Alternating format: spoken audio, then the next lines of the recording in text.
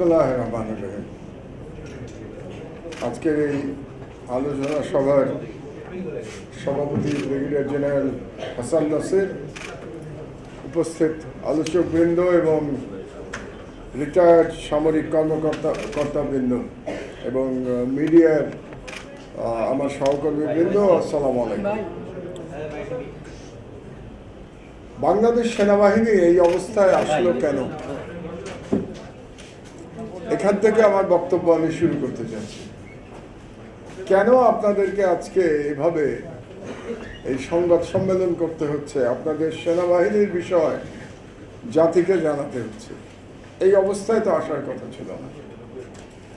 এর প্রক্রিয়া শুরু হয়েছিল কবে সেটা বোঝার জন্যে আপনাদেরকে একটা বইয়ের নাম আমি বলছি। বইটার নাম জামদানি রেভলিউশন।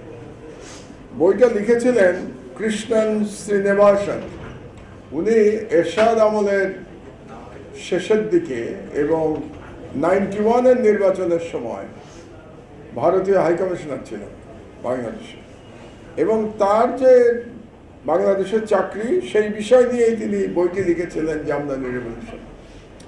তো সেই বইতে এই আপনার যে লাস্ট প্রশ্ন, পার্বত্য চট্টগ্রাম, সেই বিষয়ে একটা ইন্টারেস্টিং ঘটনা এই ভদ্রলোক লিখে গেছিলেন। সেটা আপনারা সেনাবাহিনীর লোকজন ভুলে গেছেন। সেখানে তিনি বলেছিলেন যে তিনি একবার তদানীন্তন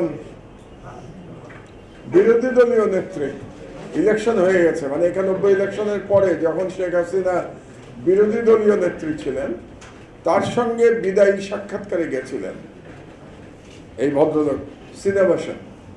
তো যাওয়ার পরে শেখ হাসিনা তাকে বলেছিলেন যে আপনারা বলেন যে পার্বত্য চট্টগ্রামে যে প্রবলেম চলছে এটার জন্য বাংলাদেশ সেনাবাহিনী দায়ী।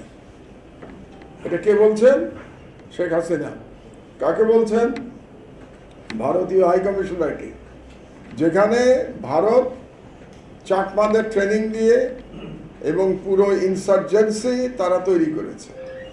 তাকে তিনি বলছেন, being the leader of the opposition of Bangladesh, যে আপনারা সারা বিশ্বে প্রচার করুন যে চট্টগ্রামে আসলে কোনো ইনসার্জেন্সি নাই, সেনাবাহিনী তাদের স্বার্থের জন্য সেখানে জ্বালাও পোড়াও করছে, বাংলাদেশ সেনাবাহিনী সেখানে অত্যাচার করছে এবং সেখানে কোনো বিদ্রোহী নাই। এটা যখন বললেন শেখ হাসিনা শ্রীনিবাসনকে, তিনি জবাব দিলেন যে এটা আমরা বললে কি সারা পৃথিবী আমাদেরকে বিশ্বাস করবে? এরকম কোনো ন্যারেটিভ আমরা কি দিতে পারবো? তো তখন শেখ হাসিনা বললেন, না, এই ন্যারেটিভই আপনাদেরকে দিতে হবে যে বাংলাদেশ সেনাবাহিনী তাদের সুযোগ সুবিধা বৃদ্ধির জন্য চট্টগ্রামে একটা বানোয়াট ইনসার্জেন্সি জিয়ে রেখেছে এবং তারাই সেখানে অত্যাচার চালাচ্ছে।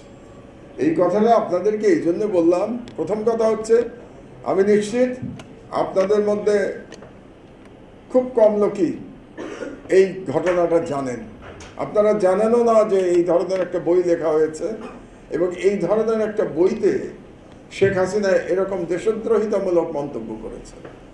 এই মন্তব্যের জন্য তো শেখ হাসিনার তৎক্ষণাৎ জেলে যাওয়া উচিত ছিল, রাষ্ট্রদ্রোহী মামলা হওয়া উচিত ছিল। কিন্তু আমরা এতটাই মূর্খ জাতি যে এই মহিলাকে প্রধানমন্ত্রী হিসেবে 16 বছর বাংলাদেশ চালিয়েছে এবং সেনাবাহিনী আপনাদেরই একটি অংশ এই মহিলাকে এই প্রধানমন্ত্রী, ফ্যাসিস্ট প্রধানমন্ত্রী হতে সাহায্য করেছে, জানা সত্ত্বেও যে এই মহিলা আসলে she hates Bangladesh military. Bangladesh মিলিটারিকে যদি কেউ ঘৃণা করে তাহলে শেখ হাসিনা ঘৃণা করে, কারণ বাংলাদেশ সেনাবাহিনীর একটা অংশ 75 সালে তার পিতার বিরুদ্ধে বিদ্রোহ করেছিল, বাকশাল শাহীর পতন ঘটিয়েছিল এবং তখন তিনি সেনাবাহিনীকে ক্ষমা করতে পারেন নাই। তারই প্রমাণ হচ্ছে 1992 সালে তিনি ভারতীয় হাইকমিশনারকে বলছেন সেনাবাহিনীর বিরুদ্ধে সারা বিশ্বে প্রোপাগান্ডা চালানোর জন্য। তো সেখান থেকেই তার যে সেনাবাহিনীকে ধ্বংস করাই যে তার উদ্দেশ্য ছিল সেটা পরিষ্কার হয়ে যায়। এই বইটি আপনারা সবাই পড়বেন, জোগাড় করে সব জায়গায় পাওয়া যায়, জামদানি রেভলিউশন, মনে রাখবেন বইটার নাম। বের করে এখনো আমার মনে হয় শেখ হাসিনার বিরুদ্ধে সেনাবাহিনীর কর্মকর্তারা মামলা করতে পারে তার বিরুদ্ধে, এবং করা উচিত বলে আমি মনে করি। কারণ তারপরে তিনি যা যা করেছেন সেগুলো এক সূত্রে গাঁথা। তারপরে ধ্বংস করলো কে? মঈন ধ্বংস করলো সেনাবাহিনীকে। এই যে আপনারা আজকে এই অবস্থায় এসছেন, আপনাদেরই একটা দল তো আপনাদেরকে এই অবস্থায় নিয়ে এসছে, বাইরের তো কেউ না। সিভিলিয়ানরা আপনাকে তো এই অবস্থায় আনেন নাই, আপনাকে তো মিলিটারি নিয়ে এসছে এই অবস্থায়। মঈন কি করলো? 1-11-র সময় মঈন ইন্ডিয়াতে গিয়ে প্রণব মুখার্জির কাছে পায়ে ধরে তার চাকরির নিশ্চয়তা চাইল, যে আমরা হাসিনাকে এনে দেবো ক্ষমতায়, তার প্রতিদানে আমাকে চাকরির নিশ্চয়তা আপনি দেবেন। এবং সেই চাকরির নিশ্চয়তা মঈন পেয়েছিল। এটাও কিন্তু প্রণব মুখার্জি তার বইতে লিখে গেছে। কাজে এগুলো সব ডকুমেন্ট, আমি যেগুলো বলছি এগুলো সব ডকুমেন্ট। সেই মঈন ওই 2008 সালের নির্বাচনে ডিজিএফআই দিয়ে হাসিনাকে ঠিকই 2/3 মেজরিটি উপহার দিয়ে গেল। এবং সেই 2/3 মেজরিটি উপহার দেওয়ার মধ্যে যারা জড়িত ছিলেন তার মধ্যে একজন তো এই সরকারের উপদেষ্টা ব্রিগেডিয়ার সাখাওয়াত। ব্রিগেডিয়ার সাখাওয়াত তো তখন ইলেকশন কমিশনের মেম্বার ছিলেন, এবং সেই ইলেকশন কমিশন বিএনপিকে ভাগ করবার জন্য এমন কোনো ষড়যন্ত্র নাই যেটা করে নাই। এই ষড়যন্ত্রের পার্ট তো জেনারেল ব্রিগেডিয়ার সাখাওয়াত ছিলেন, তিনিও তো আপনাদের সেনাবাহিনীর পার্ট। তাহলে সেনাবাহিনী কি করেছে গত 30 বছরে, এটাও তো একটু দেখা দরকার আমাদের, তাই না? বিডিআর ম্যাসাকারের আগে যখন জেনারেল হায়দার এবং ব্রিগেডিয়ার জেনারেল রহিমকে অ্যারেস্ট করা হলো, সেনাবাহিনী থেকে তো কোনো প্রতিবাদ আসে না। অনেক অফিসার তো ছিলেন, আপনারা কেউ প্রতিবাদ করেন নাই তো, যে তাদেরকে অ্যারেস্ট করছেন কেন? তারা যদি কোনো নির্দেশ পালন করে থাকে, 10 ট্রাক অস্ত্রের জন্য তো অ্যারেস্ট করা হয়েছিল তাদেরকে। পরবর্তীতে 21শে আগস্টের মামলা জড়ানো হয়েছিল। ইনিশিয়ালি তো 10 ট্রাক অস্ত্র, তো 10 ট্রাক অস্ত্রে যদি তারা জড়িতও থাকেন তাহলে এটা তো রাষ্ট্র তাদেরকে জড়িত করিয়েছে, তাদেরকে জেলে নেওয়া হচ্ছে কিনা এটার প্রতিবাদ আপনারা করেন নাই, কিন্তু আমার দেশ করেছিল। আমার দেশ পত্রিকায় আমরা সেমিনার করেছিলাম পত্রিকা অফিসে এটা নিয়ে। এবং আজকে যে কথাটা আপনাদেরকে বলছি, শেখ হাসিনার আমলে পত্রিকা অফিসে আমি এই কথাটা বলেছিলাম যে জেনারেল হায়দার এবং ব্রিগেডিয়ার রহিমকে অ্যারেস্ট করার কোনো কারণ নাই, কিন্তু আপনাদের মধ্যে কেউ আপনারা আপনাদের ব্রাদারদের বাঁচাতে এগিয়ে আসেন নাই। এই ব্যর্থতার দায় তো আপনাদেরকে নিতে হবে। তারপরে আসুন বিডিআর ম্যাসাকার। আপনি একটার পরে একটা খেয়াল করেন যে কিভাবে ডিস্ট্রয় করা হয়েছে। প্রথমটা বললাম আপনাদেরকে জামদানি রেভলিউশনের কথা, তারপরে বললাম মেজর জেনারেল হায়দার আর ব্রিগেডিয়ার জেনারেল রহিমকে কিভাবে অ্যারেস্ট করা হয়েছে, তারপরে বিডিআর ম্যাসাকার, যেটা নিয়ে আমরা এখন আমাদের নিজেদের ইনভেস্টিগেশন করছি। আপনারা সরকার কি করবেন এটা সরকারের ব্যাপার, সরকার একটা করছে। আমার দেশ অ্যাজ জার্নালিস্ট পত্রিকা হিসাবে আমরা আমাদের মতো করে ইনভেস্টিগেশন করছি। এবং আমি একটা সাক্ষাৎকার আপনাদের একজন রিটায়ার্ড অফিসারের নিয়েছি, মেজর জায়দি, যিনি ওখানে উপস্থিত ছিলেন, 1.5 দিন ছিলেন, এবং সেই সাক্ষাৎকারের আজকে 2য় পর্ব ইউটিউবে দেওয়া হয়েছে। আগামীকাল ইনশাআল্লাহ 3rd পর্ব অ্যান্ড ফাইনাল পর্ব, তার বক্তব্য আমরা দিচ্ছি। এরকম সাক্ষাৎকার আমি নিতেই থাকবো। আমি চেষ্টা করব এটা বের করার জন্য এটা কি হয়েছে। একটু আগে আমি হাসান নাসির সাহেবকে রিকোয়েস্ট করেছি যে আপনি আসুন, যেহেতু আপনি ওই টিমের একজন মেম্বার ছিলেন, তদন্ত টিমের, আমার দেশের সাথে কথা বলেন এবং পুরো বিষয়টা বলেন। তো বিডিআর যে হত্যাকাণ্ড, it was part of the conspiracy to destroy Bangladesh army, Bangladesh defence, শুধু আর্মি না। কারণ ওই এক হত্যাকাণ্ডের মাধ্যমে বিডিআরকে ধ্বংস করা হয়েছে। নামই তো পাল্টে দিয়েছেন আপনারা, এটা তো বিজিবি করেছেন। সো বিডিআরকে as an institution you have destroyed BDR. এবং ওই একবারে 57 জন সেনা কর্মকর্তাকে হত্যার মাধ্যমে বাংলাদেশ মিলিটারির কোমর ভেঙে দেওয়া হয়েছে। এবং যে কারণে পরবর্তী 15 বছর বাংলাদেশ মিলিটারির সাহস হয় নাই, শেখ হাসিনা বাংলাদেশকে ভারতের হাতে তুলে দিয়েছে, কিন্তু বাংলাদেশ সেনাবাহিনী সেটার কোনো প্রতিবাদ করে নাই। শুধু প্রতিবাদ করে নাই না, বাংলাদেশ সেনাবাহিনীরই একটা অংশ সেই কাজে সহযোগিতা করেছে। আজকে আপনারা ডিজিএফআই এর কথা বলছেন, বিভিন্ন জেনারেল সাহেবদের কথা বলছেন, তারা তো পার্ট অফ দ্য কনস্পিরেসি ছিল, মানে ইন্ডিয়ান যে হেজেমনি এটাকে এস্টাবলিশ করবার জন্যে ভূমিকা রেখেছে বাংলাদেশ সেনাবাহিনী। এর থেকে দুর্ভাগ্যজনক ব্যাপার আর কি হতে পারে। এবং আমরা তখন থেকেই শুনলাম যে বাংলাদেশ সেনাবাহিনীর মধ্যে রয়ের অনুপ্রবেশ ঘটেছে। এটা তো পাবলিক নলেজ, সত্য মিথ্যা আমরা জানি না, আপনারা ভালো জানেন। আমরা সিভিলিয়ানরা শুনেছি যে সর্বত্র ঢুকে গেছে, সেনাবাহিনীর মধ্যে ঢুকে গেছে এমনও শুনেছি, এই গুজব বাজারে আছে যে ডিজিএফআই এর একটা ফ্লোর অ্যাকচুয়ালি চালায় এবং রয়ের লোক সেখানে থাকে।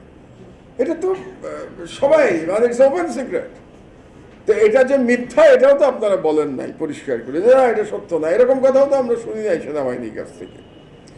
জেনারেল সরওয়ার্দী, আপনাদেরই তো জেনারেল সরওয়ার্দী 9 ডিভিশনের চিফ ছিলেন, তিনি তো কনক সরওয়ারের সাথে পরিষ্কার বলেছেন যে বাংলাদেশে সেনা প্রধান নিযুক্ত হয় দিল্লি থেকে। দিল্লি যাকে মানে গ্রিন সিগন্যাল দেবে না সে বাংলাদেশের আর্মি চিফ হতে পারবে না। এটা তো public statement of general Suhrawardy. তো এটা তো আমরা সবাই শুনেছি। তো এগুলো শোনার পরে কি মনে হয় যে এই সেনাবাহিনী দিয়ে তাহলে কি হবে? এই সেনাবাহিনীর কাজটা কি তাহলে? রাষ্ট্রের সার্বভৌমত্ব রক্ষা করাই তো কাজ সেনাবাহিনী, নাকি আর কোনো কাজ আছে? রাষ্ট্রের সার্বভৌমত্ব রক্ষা করতে হবে। তাহলে যে রিফর্মসের কথা আপনারা বলছেন আজকে, প্রধানত আপনারা এটাকে একটু ন্যারো করে ফেলেছেন। যে রিফর্মসগুলো বলছেন আপনারা সবই ব্যক্তিগত, মানে বেশি আলোচনা হয়েছে ব্যক্তিগত সমস্যা নিয়ে, যে কোর্ট মার্শাল করেছে, পিএনজি করেছে, অন্যায়ভাবে চাকরিচ্যুত করেছে, তাদের জন্য একটা কমিশন দরকার।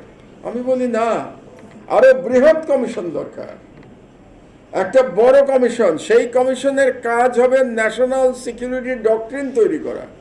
ন্যাশনাল সিকিউরিটি ডক্ট্রিন বা যে নামে বলেন এটাকে, ন্যাশনাল সিকিউরিটি স্ট্র্যাটেজি কিংবা ন্যাশনাল সিকিউরিটি ফ্রেমওয়ার্ক, এইটা তো আগে আমাকে তৈরি করতে হবে।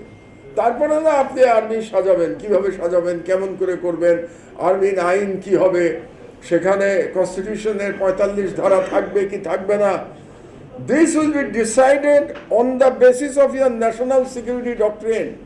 তার মানে ন্যাশনাল সিকিউরিটি ডক্ট্রিনটা কি, এই প্রশ্ন তো আমাদের আগে করতে হবে। কাজে আমি মনে করি আপনাদের প্রস্তাব অতি চমৎকার, কিন্তু প্রস্তাবটা ন্যারো। প্রস্তাব has to be more wider, অনেক ডিপার প্রস্তাব হওয়া উচিত। যে আসলে এমন একটা রিফর্মস কমিটি আমরা করি যারা আমাদের ন্যাশনাল সিকিউরিটি ডক্ট্রিন তৈরি করবে। সেই ডক্ট্রিনের বেসিসে আমরা এমন সেনাবাহিনী তৈরি করব ইনশাআল্লাহ, যেই সেনাবাহিনীর কাজ হবে যেটার জন্য তারা শপথ নেয় কোরআন শরীফে হাত দিয়ে, যে রাষ্ট্রের সার্বভৌমত্ব রক্ষা করবে।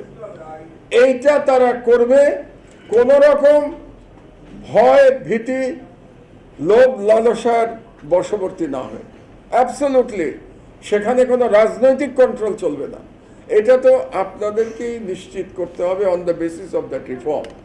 এরকম রিফর্ম আমি বাংলাদেশের একজন সিনিয়র সিটিজেন হিসেবে এই ধরনের রিফর্ম আমি দেখতে চাই, যে এই ধরনের একটা রিফর্ম হোক এবং সেই রিফর্মের দাবি আসা উচিত। এবং আমি অত্যন্ত আনন্দিত যে আপনারা একটা ইনিশিয়েটিভ তো নিয়েছেন, রিফর্মের কথাটা তো বলছেন।